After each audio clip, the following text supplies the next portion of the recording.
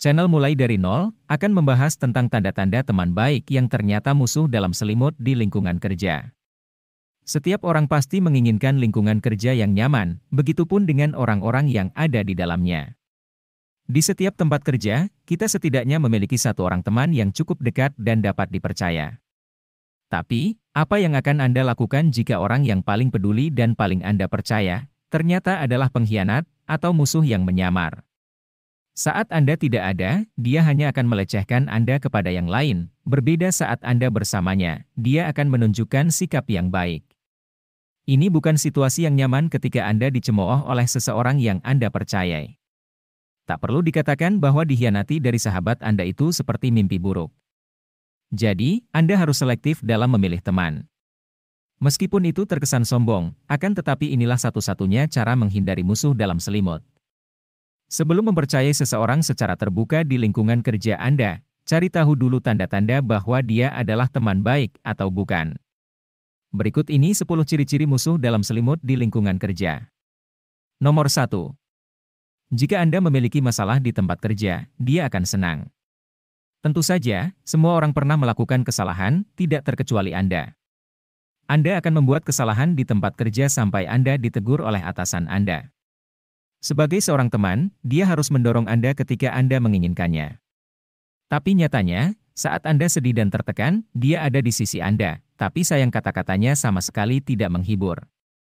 Kalimat yang diucapkannya benar-benar membuat Anda semakin terpuruk.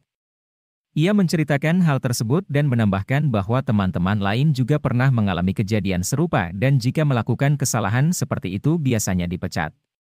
Musuh dalam selimut lebih bahagia saat Anda merasa lebih buruk. Nomor 2. Secara sadar berbicara tentang kekurangan Anda di saat-saat penting. Dia mengetahui kekurangan Anda dan jika Anda membuat kesalahan dari kekurangan itu, dia akan menggunakannya. Bahkan, dia sengaja memanfaatkannya di waktu yang penting bagi Anda. Hal yang paling diharapkan adalah Anda melakukan kesalahan dengan kekurangan itu dan disaksikan oleh semua teman kerja. Misalnya, jika Anda ingin berbicara dalam rapat, Anda masih memiliki beberapa file di desktop Anda. Alih-alih memberi Anda file, dia mengatakan bahwa Anda sering melakukan kesalahan yang sama. Tujuannya agar Anda terlihat lebih rendah dan lebih lemah di mata karyawan lainnya terutama oleh atasan. Nomor 3. Tidak tertarik dengan cerita Anda dan mengalihkan pembicaraan. Sahabat yang baik pasti ikut senang saat temannya senang. Namun sayangnya, hal ini tidak berlaku bagi teman yang justru menganggap Anda sebagai musuhnya. Ketika Anda bahagia, dia tidak akan bahagia. Ketika Anda menceritakan kebahagiaan Anda, dia sepertinya tidak mendengarkan. Dia bahkan mencoba mengalihkan masalah. Atau mengajak Anda melakukan hal lain agar tidak membicarakan kebahagiaan Anda. Dia selalu berusaha mengalihkan perhatiannya karena dia tidak mau mendengarkan kebahagiaan Anda. Nomor 4. Dia menjatuhkan Anda melalui pujian. Dia selalu memuji, tetapi sayangnya pujiannya memiliki arti yang berbeda, yaitu dengan maksud untuk meremehkan.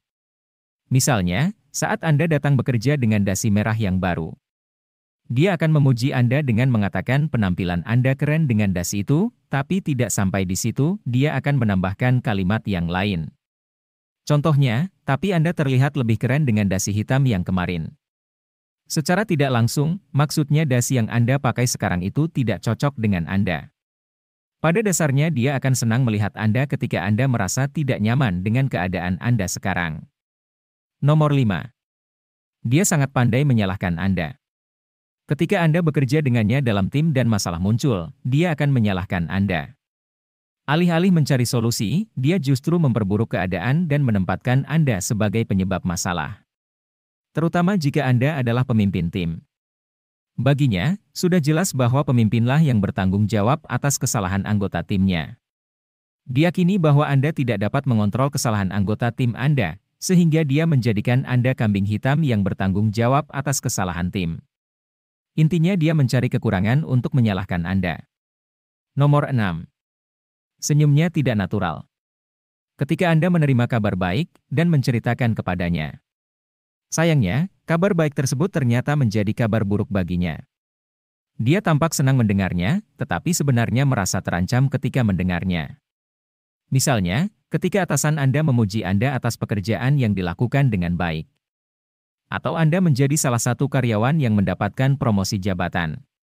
Jika dia mengetahuinya, dia berpikir bahwa prestasi Anda hari ini mengancam pekerjaannya. Dia tersenyum, tetapi jika Anda melihat lebih dekat, wajah dan gerakan tubuhnya menunjukkan ketidaksenangannya. Dia kesal mendengar kabar baik itu, dia hanya berusaha menyembunyikannya agar Anda tidak mengetahuinya. Nomor 7. Berusaha menghentikan impian Anda dengan berbagai alasan. Ketika Anda memberitahu dia tentang impian Anda, dia tidak benar-benar memberi Anda nafas untuk mewujudkannya. Dia memberikan alasan yang sepertinya mengatakan bahwa Anda akan mengalami kesulitan untuk mencapai hal ini. Alasan yang dia berikan terdengar sangat realistis sehingga membuat Anda ragu. Dia mencoba membuat Anda berhenti agar hal itu tidak terjadi. Inilah yang diharapkan olehnya, dia tidak ingin Anda mengejar impian Anda. Tetapi dia ingin Anda menyerah untuk mewujudkannya. Dia tidak ingin Anda sukses, apalagi jika Anda harus lebih dari dia. Dia tidak ingin Anda melampauinya. Nomor 8. Bersikap playing victim jika Anda mengkonfirmasi rumor yang dia sebarkan. Kolega lain memberitahu Anda apa yang mereka lakukan di belakang Anda.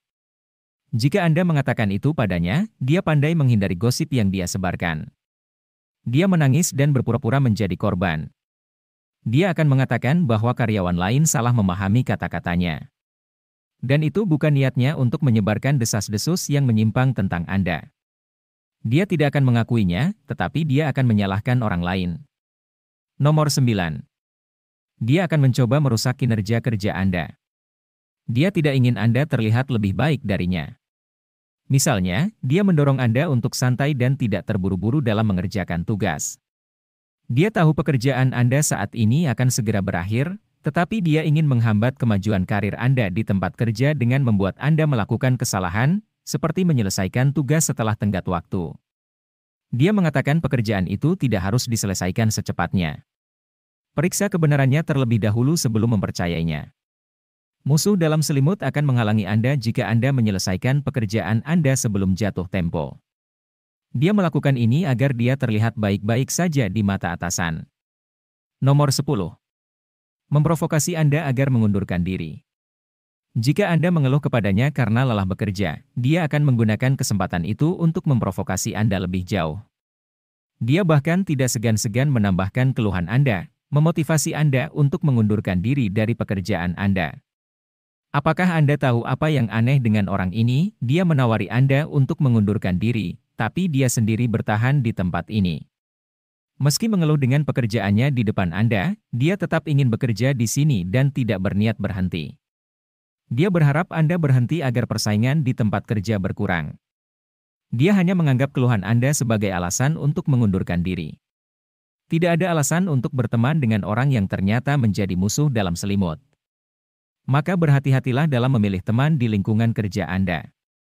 Sebelum Anda menceritakan semua keluh kesah Anda kepada orang lain, sebaiknya perhatikan dulu tanda-tanda yang telah disebutkan tadi agar Anda tidak salah dalam memilih teman di tempat kerja Anda.